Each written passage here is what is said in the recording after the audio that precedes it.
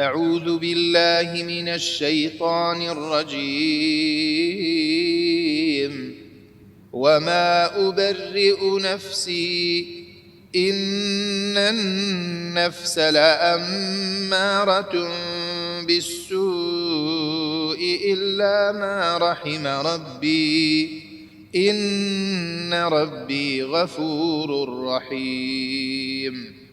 وقال الملك ائتوني به أستخلصه لنفسي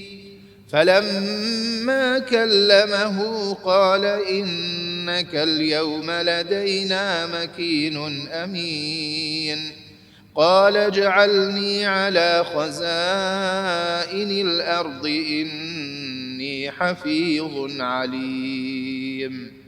وكذلك مكنا ليوسف في الأرض يتبوأ منها حيث يشاء نصيب برحمتنا من نشاء ولا نضيع أجر المحسنين ولأجر الآخرة خير للذين آمنوا وكانوا يتقون. وجاء إخوة يوسف فدخلوا عليه فعرفهم وهم له منكرون. ولما جهزهم بجهازهم قال ائتوني بأخ لكم من أبيكم ألا ترون أني أوفي الكيل وأنا خير المنزلين فإن لم تأتوني به فلا كيل لكم عندي ولا تقربون. قالوا سنراود عنه أباه وإنا لفاعلون. وقال لفتيانه اجعلوا بضاعتهم في رحالهم لعلهم يعرفونها إذا انقلبوا إلى أهلهم لعلهم يرجعون. فلما رجعوا إلى أبيهم قالوا يا أبانا منع منا الكيل فأرسل معنا أخانا نكتل وإنا له لحافظون. قال هل آمنكم عليه إلا كما أمنتكم على أخيه من قبل فالله خير حافظا وهو أرحم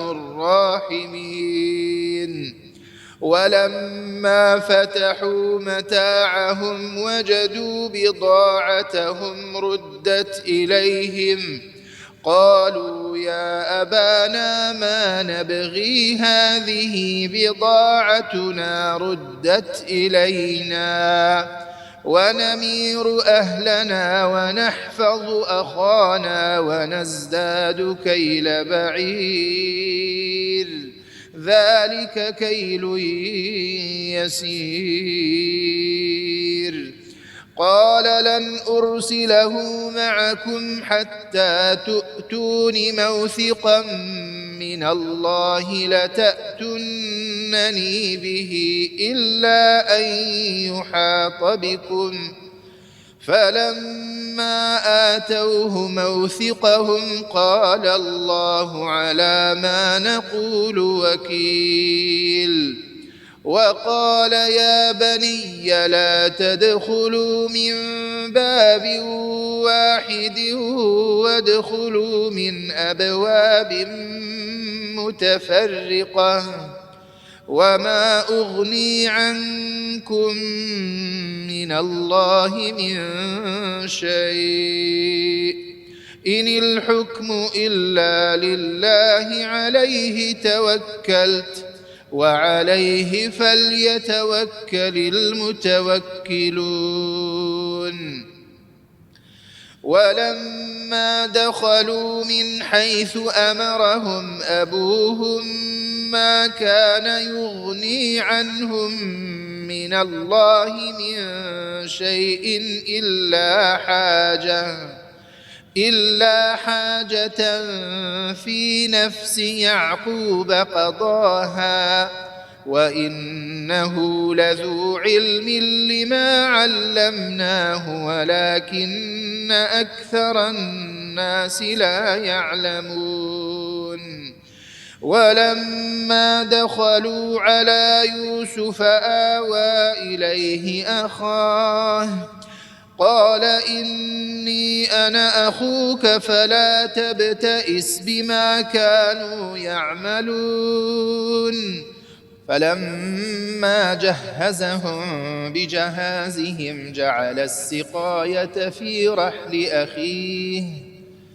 جعل السقاية في رحل أخيه ثم أذن مؤذن أيتها العير إنكم لسارقون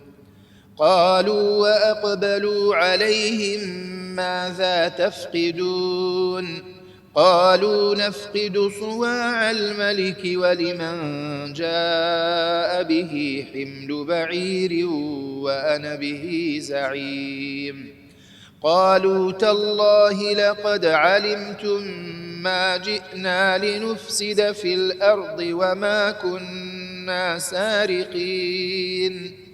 قالوا فما جزاؤه إن كنتم كاذبين قالوا جزاؤه من وجد في رحله فهو جزاؤه كذلك نجزي الظالمين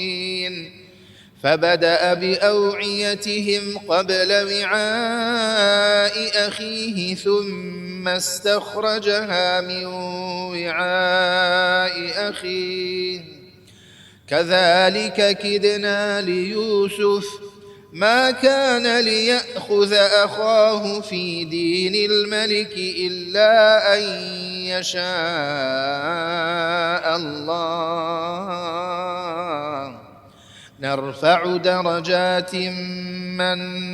نشاء وفوق كل ذي علم عليم قالوا إن يسرق فقد سرق أخ له من قبل فأسرها يوسف في نفسه ولم يبدها لهم قال أنتم شر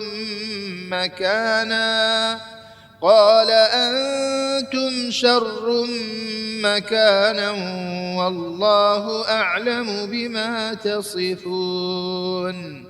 قالوا يا أيها العزيز إن له أبا شيخا كبيرا فخذ أحدنا مكانه إنا نراك من المحسنين قال معاذ الله أن نأخذ إلا من وجدنا متاعنا عنده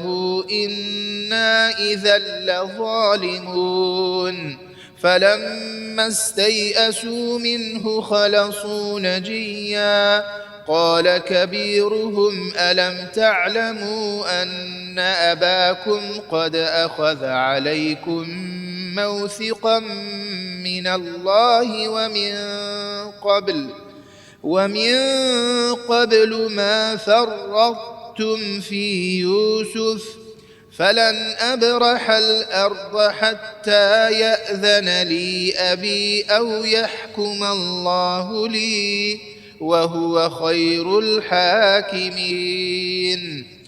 ارجعوا إلى أبيكم فقولوا يا أبانا إن ابنك سرق وما شهدنا إلا بما علمنا وما كنا للغيب حافظين واسأل القرية التي كنا فيها والعير التي أقبلنا فيها وإنا لصادقون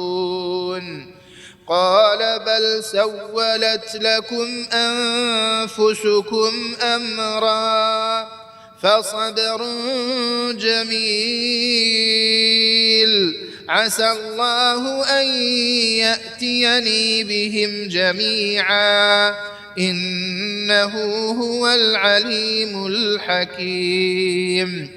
وتولى عنهم وقال يا أسفا على يوسف وابيضت عيناه من الحزن فهو كظيم قالوا تالله تفتأ تذكر يوسف حتى تكون حرضا أو تكون من الهالكين قال إنما أشكو بثي وحزني إلى الله وأعلم من الله ما لا تعلمون يا بني يذهبوا فتحسسوا من يوسف وأخيه ولا تيأسوا من روح الله إنه لا ييأس من روح الله إلا القوم الكافرون فلما دخلوا عليه قالوا يا أيها العزيز مسنا وأهلنا الضر وجئنا ببضاعة مزجاة فأوف لنا الكيل وتصدق علينا إن الله يجزي المتصدقين قال هل علمتم ما فعلتم بيوسف وأخيه إذ أنتم جاهلون قالوا أئنك لأنت يوسف قال أنا يوسف وهذا أخي قد من الله علينا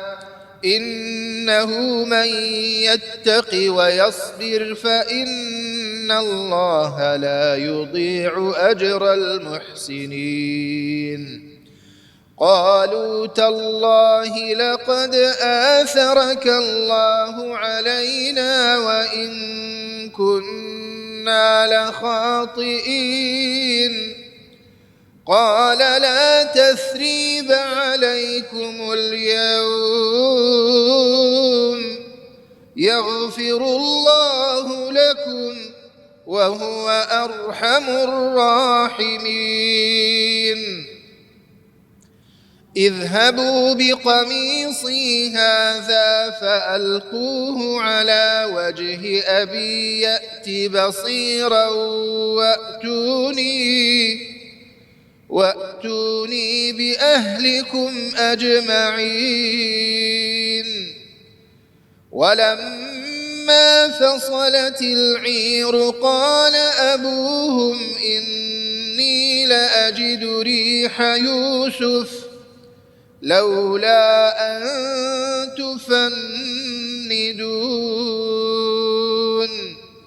قالوا تالله إنك لفي ضلالك القديم فلما أن جاء البشير ألقاه على وجهه فارتد بصيرا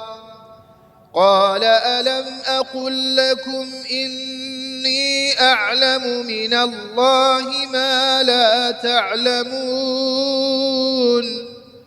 قالوا يا أبانا استغفر لنا ذنوبنا إنا كنا خاطئين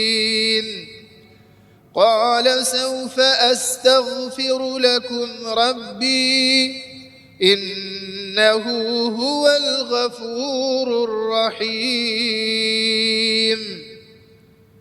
فلما دخلوا على يوسف يوسف آوى إليه أبويه وقال ادخلوا مصر إن شاء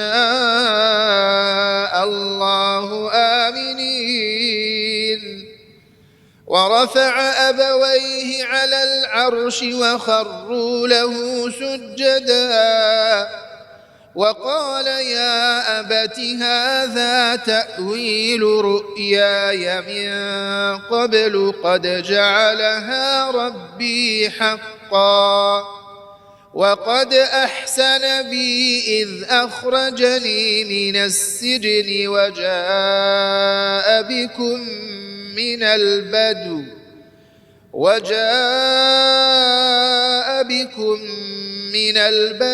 من بعد أن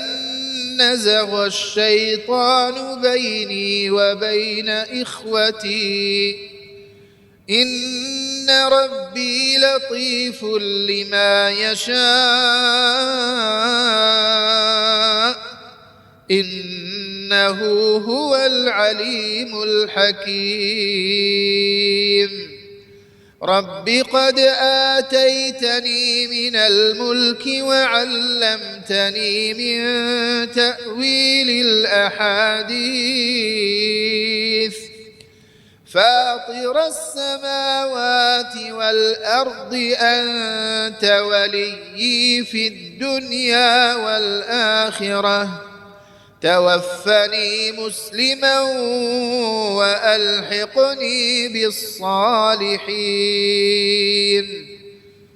ذلك من أنباء الغيب نوحيه إليك وما كنت لديهم إذ أجمعوا أمرهم وهم يمكرون وما أكثر الناس ولو حرصت بمؤمنين وما تسألهم عليه من أجر إن هو إلا ذكر للعالمين وكأي من آية في السماوات والأرض يمرون عليها وهم عنها معرضون وما يؤمن أكثرهم بالله إلا وهم مشركون أفأمنوا أن تأتيهم غاشية من عذاب الله أو تأتيهم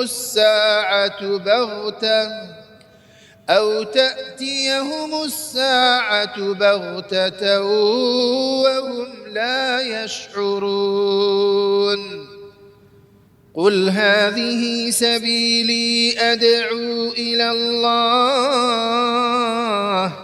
على بصيرة أنا ومن اتبعني وسبحان الله وما أنا من المشركين وما أرسلنا من قبلك إلا رجالا نوحي إليهم من أهل القرى أفلم يسيروا في الأرض فينظروا كيف كان عاقبة الذين من قبلهم ولدار الآخرة خير للذين اتقوا أفلا تعقلون حتى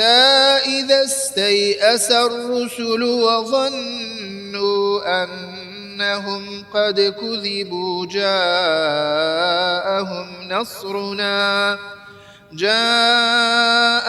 نصرنا فنجي من نشاء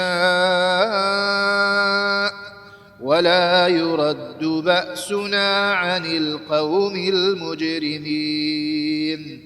لقد كان في قصصهم عبرة لأولي الألباب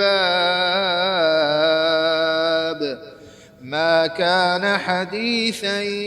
يفترى ولكن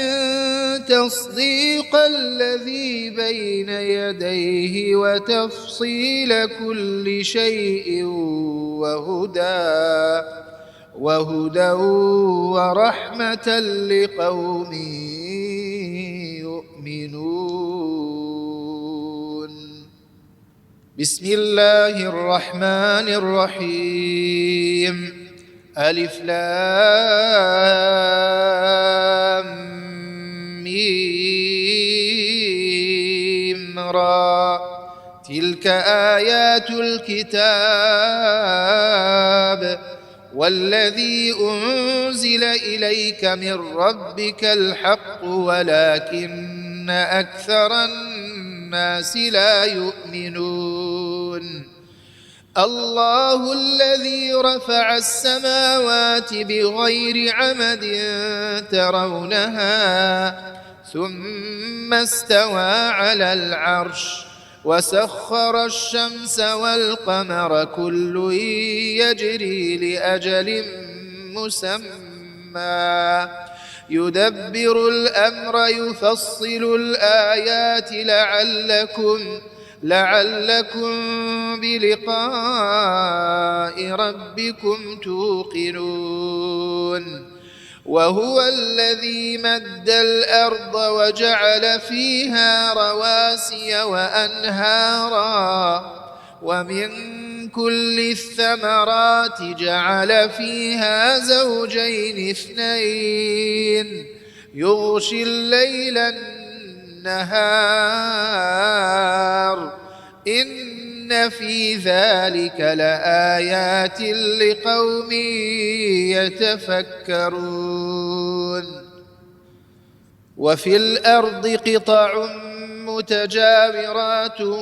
وجنات من أعناب وزرع ونخيل صنوان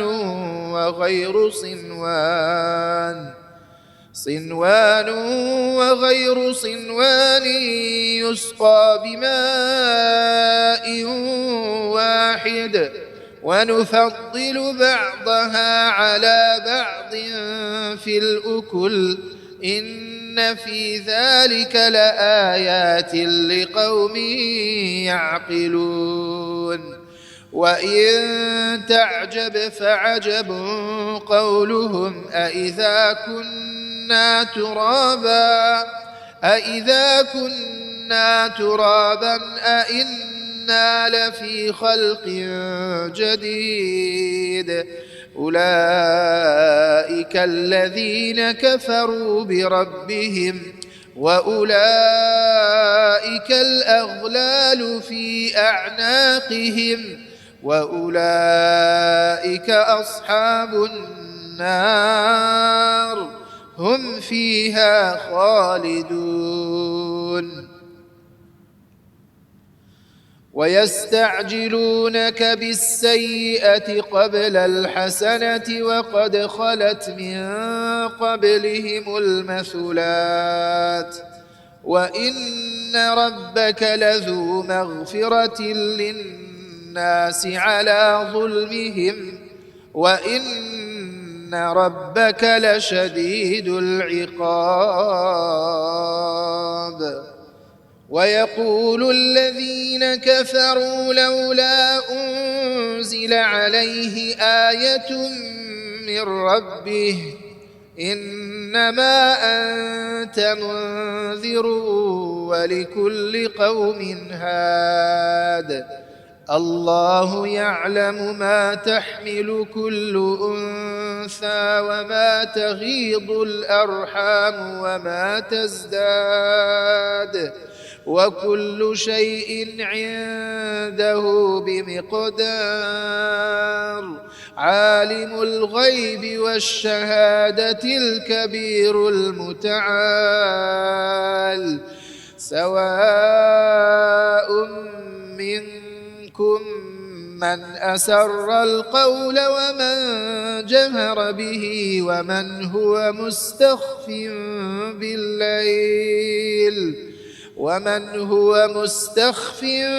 بالليل وسارب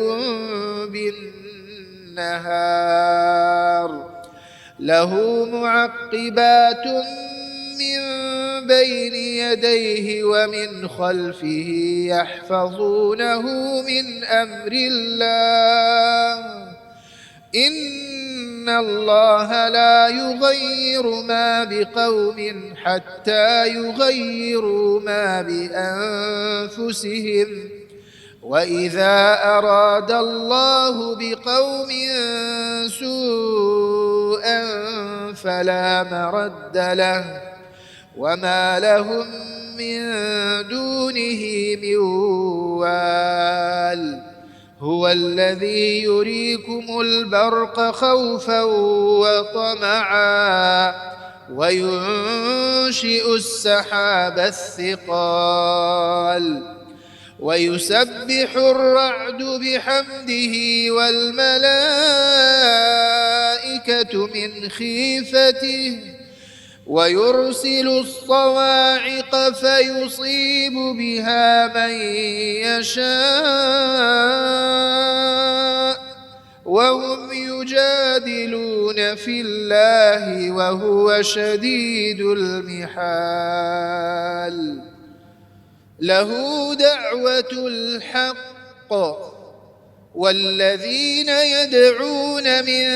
دونه لا يستجيبون لهم بشيء إلا كباسط كفيه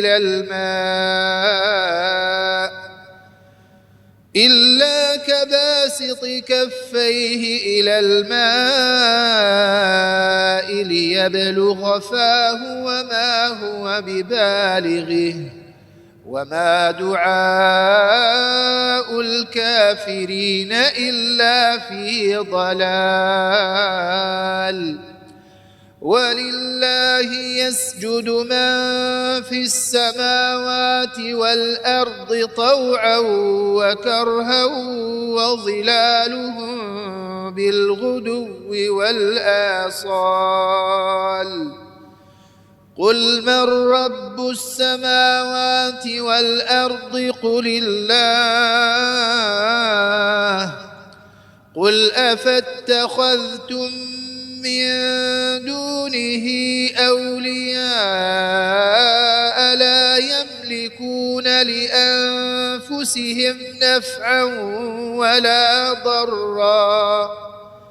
قل هل يستوي الأعمى والبصير أم هل تستوي الظلمات والنور أم جعلوا لله شركاء خلقوا كخلقه فتشابه الخلق عليهم قل الله خالق كل شيء وهو الواحد القهار أنزل من السماء ماء فسالت أودية بقدرها فاحتمل السيل زبدا رابيا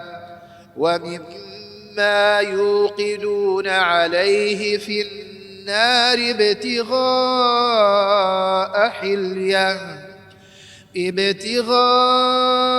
حلية أو متاع زبد مثله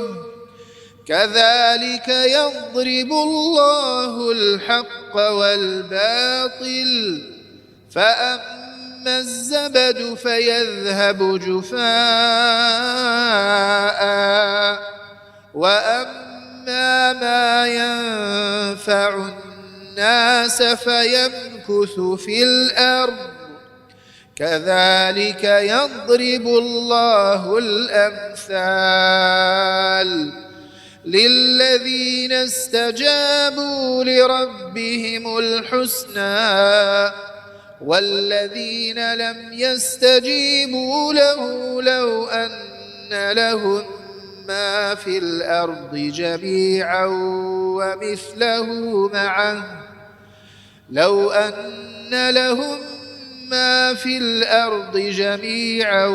ومثله معه لافتدوا به أولئك لهم سوء الحساب ومأواهم جهنم وبئس المهاد. أفمن يعلم أنما أنزل إليك من ربك الحق كمن هو أعمى إنما يتذكر أولو الألباب الذين يوفون بعهد الله ولا ينقضون الميثاق والذين يصلون ما أمر الله به أن يوصل ويخشون ربهم ويخافون سوء الحساب والذين صبروا ابتغاء وجه ربهم وأقاموا الصلاة وأنفقوا مما رزقناهم سرا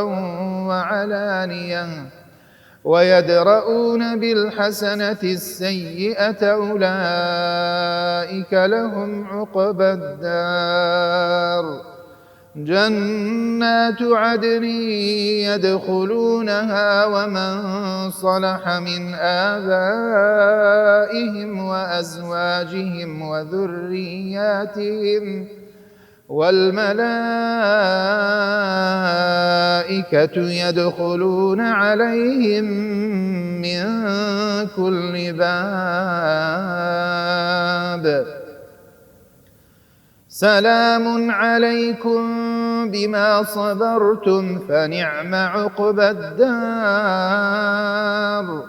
والذين ينقضون عهد الله من بعد ميثاقه ويقطعون ما أمر الله به أن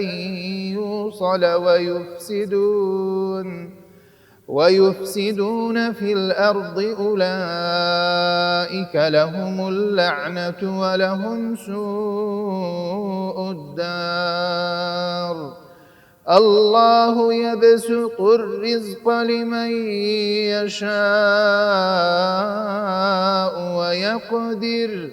وفرحوا بالحياة الدنيا وما الحياة الدنيا في الآخرة إلا متاع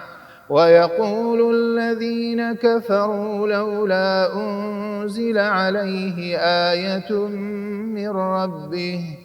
قل إن الله يضل من يشاء ويهدي إليه من أناب الذين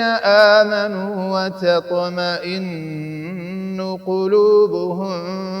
بذكر الله ألا بذكر الله تطمئن القلوب الذين آمنوا وعملوا الصالحات طوبى لهم وحسن مآب كذلك أرسلناك في أمة قد خلت من قبلها لتتلو عليهم الذي أوحينا إليك وهم يكفرون بالرحمن قل هو ربي لا إله إلا هو عليه توكلت وإليه متاب ولو أن قرآنا سيرت به الجبال أو قطعت به الأرض أو كلم به الموتى بل لله الأمر جميعا أفلم ييأس الذين آمنوا أن لو يشاء الله لهدى الناس جميعا ولا يزال الذين كفروا تصيبهم بما صنعوا قارعة أو تحل قريبا من دارهم حتى يأتي وعد الله إن الله لا يخلف الميعاد ولقد استهزئ برسل من قبلك فأمليت للذين كفروا ثم أخذتهم فكيف كان عقاب أفمن هو قائم على كل نفس بما كسبت وجعلوا لله شركاء قل سموهم أم تنبئونه بما لا يعلم في الأرض أم بظاهر من القول بل زين للذين كفروا مكرهم وصدوا عن السبيل ومن يضلل الله فما له من هاد لهم عذاب في الحياة الدنيا ولعذاب الآخرة أشق وما لهم من الله من واق مثل الجنة التي وعد المتقون تجري من تحتها الأنهار أكلها دائم وظلها تلك عقبى الذين اتقوا وعقبى الكافرين النار والذين آتيناهم الكتاب يفرحون بما أنزل إليك ومن الأحزاب من ينكر بعضه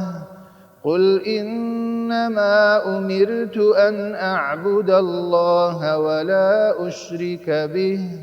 إليه أدعو وإليه مآب وكذلك أنزلناه حكما عربيا ولئن اتبعت أهواءهم بعدما جاءك من العلم ما لك من الله من ولي ولا واق ولقد أرسلنا رسلا من قبلك وجعلنا لهم أزواجا وذرية وما كان لرسول أن يأتي بآية إلا بإذن الله لكل أجل كتاب يمحو الله ما يشاء ويثبت وعنده أم الكتاب وإما نرينك بعض الذي نعدهم أو نتوفينك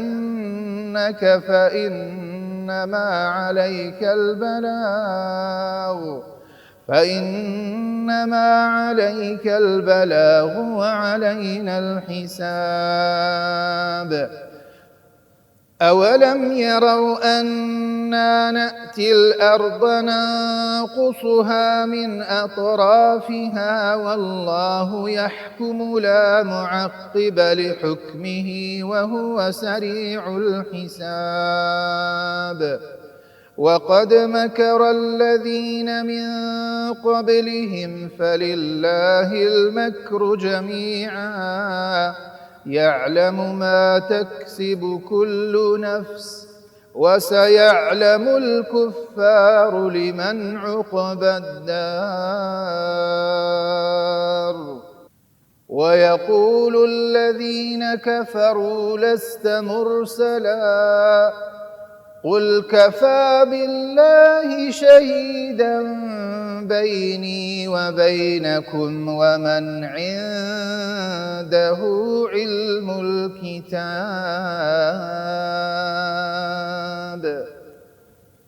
بسم الله الرحمن الرحيم. ألف لام را كتاب أنزلناه إليك لتخرج الناس من الظلمات إلى النور بإذن ربهم إلى صراط العزيز الحميد. الله الذي له ما في السماوات وما في الأرض وويل للكافرين من عذاب شديد. الذين يستحبون الحياة الدنيا على الآخرة ويصدون عن سبيل الله ويبغونها عوجا أولئك في ضلال بعيد.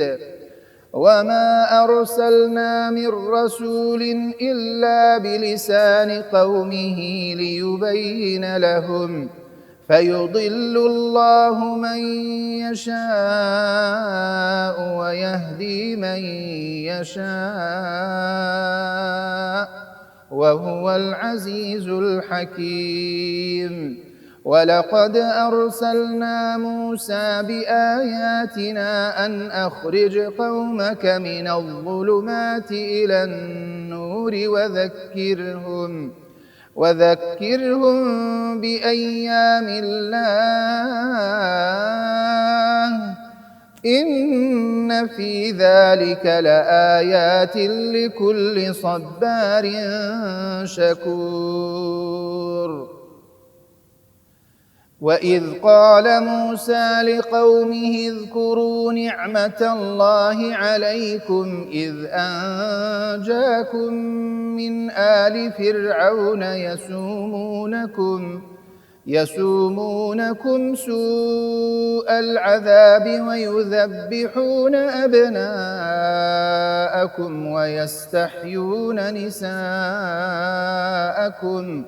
وفي ذلكم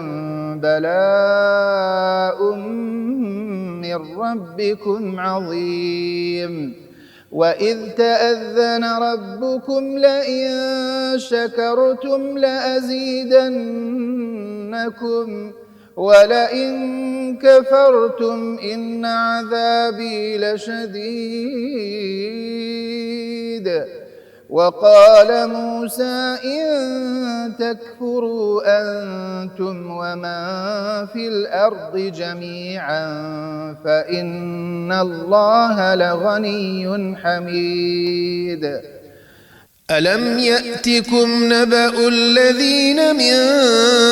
قبلكم قوم نوح وعاد وثمود والذين من بعدهم لا يعلمهم إلا الله جاءتهم رسلهم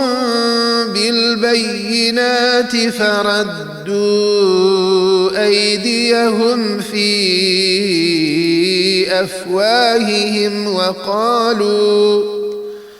وقالوا إنا كفرنا بما أرسلتم به وإنا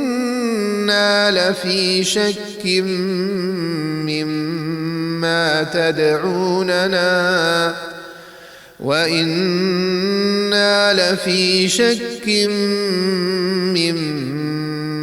تدعوننا إليه مريب. قال قالت رسلهم أفي الله شك فاطر السماوات والأرض يدعوكم ليغفر لكم من ذنوبكم ويؤخركم إلى أجل مسمى قالوا إن أنتم إلا بشر مثلنا تريدون أن تصدونا عما كان يعبد آباؤنا فأتونا بسلطان مبين. قالت لهم رسلهم إن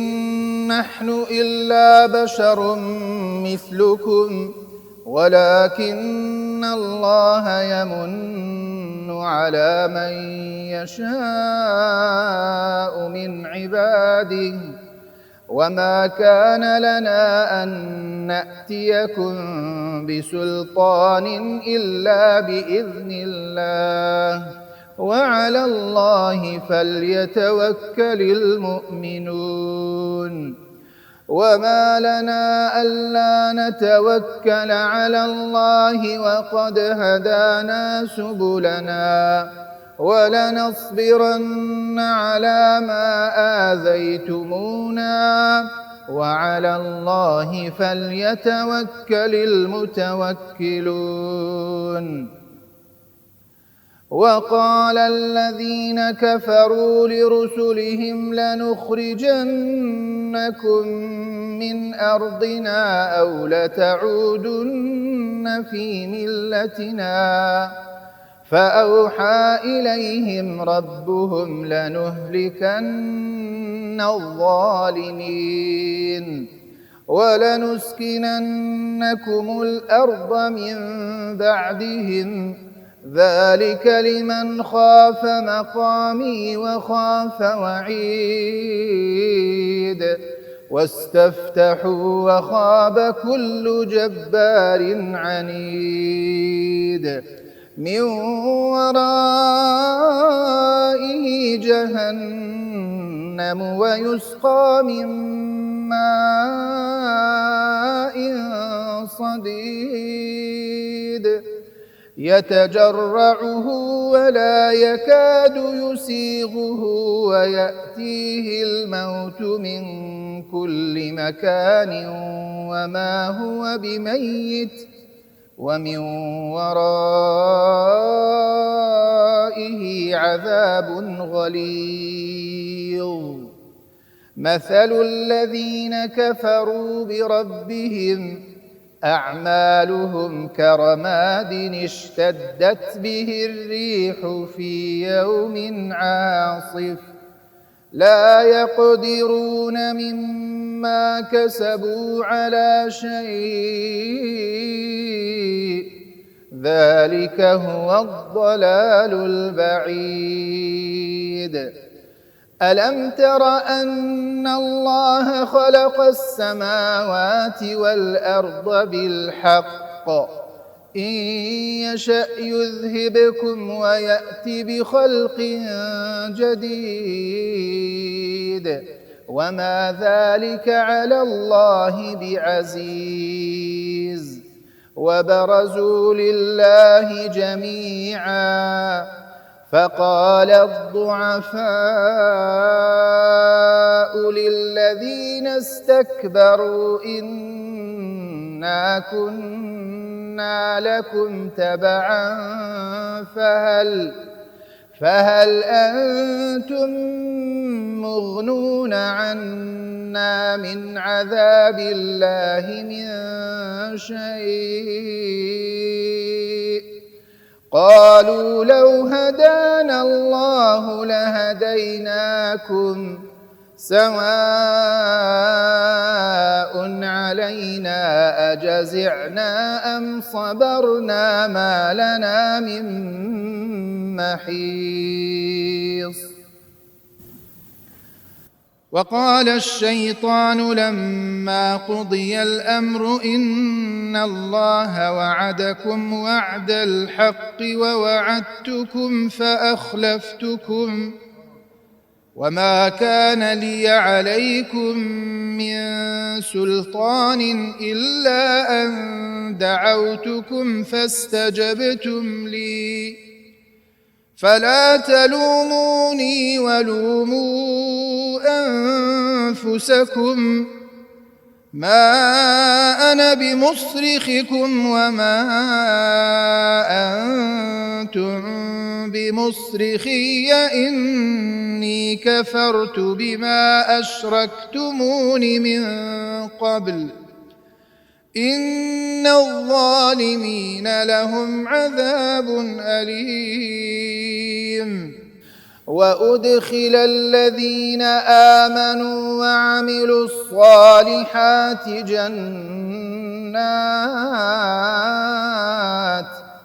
جنات تجري من تحتها الأنهار خالدين فيها بإذن ربهم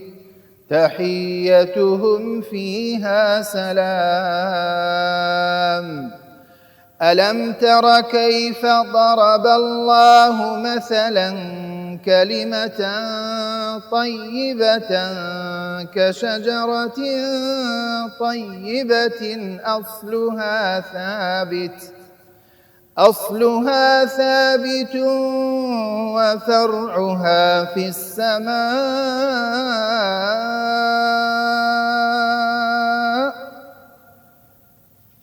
تؤتي أكلها كل حين بإذن ربها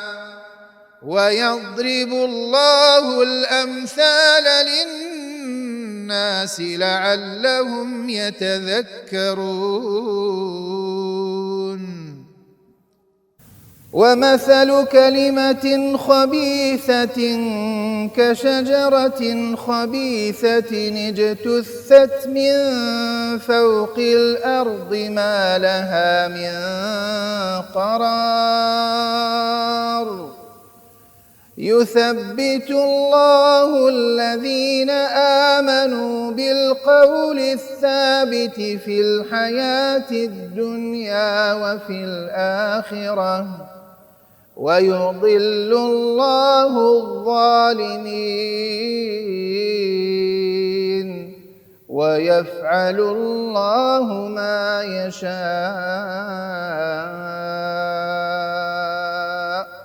ألم تر إلى الذين بدلوا نعمة الله كفرا وأحلوا قومهم دار البوار جهنم يصلونها وبئس القرار. وجعلوا لله أندادا ليضلوا عن سبيله قل تمتعوا فإن مصيركم إلى النار. قل لعبادي الذين آمنوا يقيموا الصلاة وينفقوا مما رزقناهم سرا وعلانية من قبل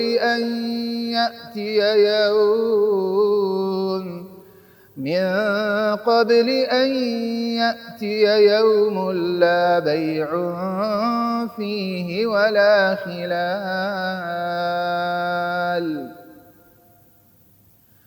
الله الذي خلق السماوات والأرض وأنزل من السماء ماء فأخرج به من الثمرات رزقا لكم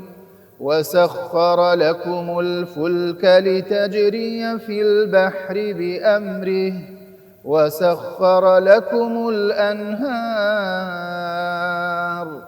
وسخر لكم الشمس والقمر دائبين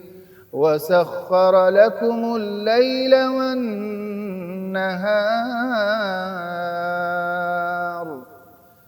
وآتاكم من كل ما سألتموه وإن تعدوا نعمة الله لا تحصوها إن الإنسان لظلوم كفار وإذ قال إبراهيم رب اجعل هذا البلد آمنا واجنبني وبني أن نعبد الأصنام رب إنهن أضللن كثيرا من الناس فمن تبعني فإنه مني ومن عصاني فإنك غفور رحيم ربنا إني أسكنت من ذريتي بواد غير ذي زرع عند بيتك المحرم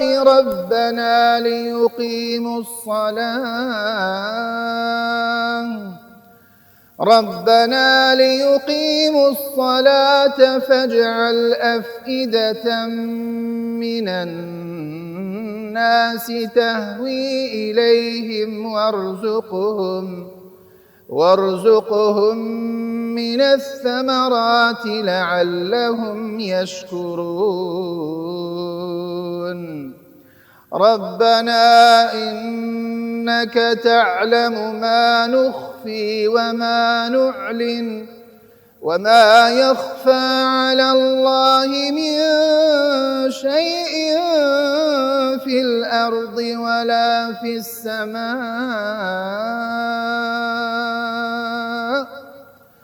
الحمد لله الذي وهب لي على الكبر إسماعيل وإسحاق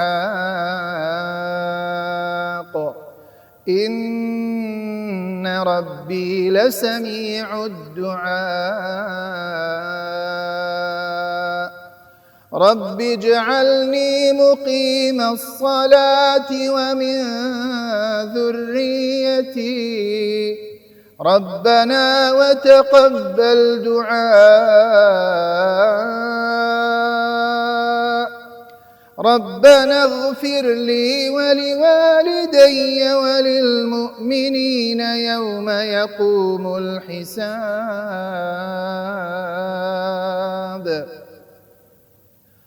ولا تحسبن الله غافلا عما يعمل الظالمون إنما يؤخرهم ليوم تشخص فيه الأبصار مهطعين مقنعي رؤوسهم لا يرتد إليهم طرفهم وأفئدتهم هواء وأنذر الناس يوم يأتيهم العذاب فيقول الذين ظلموا ربنا أخرنا إلى أجل قريب نجب دعوتك ونتبع الرسل أولم تكونوا أقسمتم من قبل ما لكم من زوال وسكنتم في مساكن الذين ظلموا أنفسهم وتبين لكم كيف فعلنا بهم وضربنا لكم الأمثال وقد مكروا مكرهم وعند الله مكرهم وإن كان مكرهم لتزول منه الجبال فلا تحسبن الله مخلف وعده رسله إن الله عزيز ذو انتقام يوم تبدل الأرض غير الأرض والسماوات وبرزوا لله الواحد القهار وترى المجرمين يومئذ مقرنين في الأصفاد سرابيلهم من قطران وتغشى وجوههم النار ليجزي الله كل نفس ما كسبت إن الله سريع الحساب هذا بلاغ للناس ولينذروا به وليعلموا أنما هو إله واحد وليذكر أولو الألباب.